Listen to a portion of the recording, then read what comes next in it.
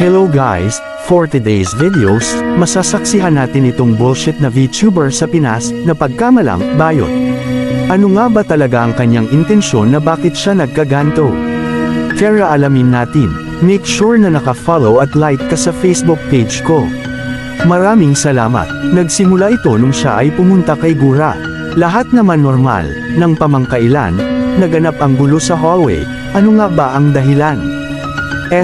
Simple lang yan. Nung kinuha niya ang baso, binasag niya ito sa ulo ni Gura.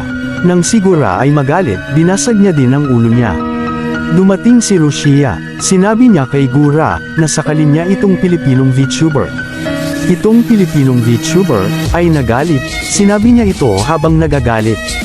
Gago kayong mga Hapon, di dapat kayo nag-video dito sa internet, ang papangit nyo, lahat. Sinagot ni Gura, bakit? Masama ba maging VTuber sa Japan? Naiingit ka lang, kung ako sa'yo manahimik kang Pinoy. Sobrang nagalit ang Pilipinong VTuber kaya napayuko, habang yumuyuko, himalang lumabas ang baril sa kanyang breast.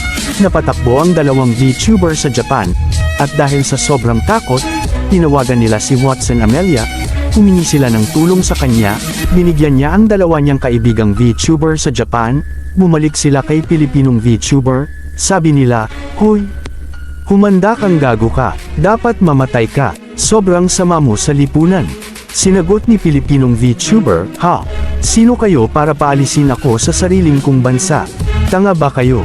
Mag-aral muna kayo sa pinanggalingan nyo. Mga bobo." Nagalit nila Gura at Lucia, napabaril sila kay Pilipinong VTuber. Nang matapos nila barilin ang Pilipinong VTuber, namatay siya. Ano ang mapupulot nating aral dito? Dapat maging respectful tayo sa isa't isa. Thank you sa panunood sa For Today's videos, maraming salamat.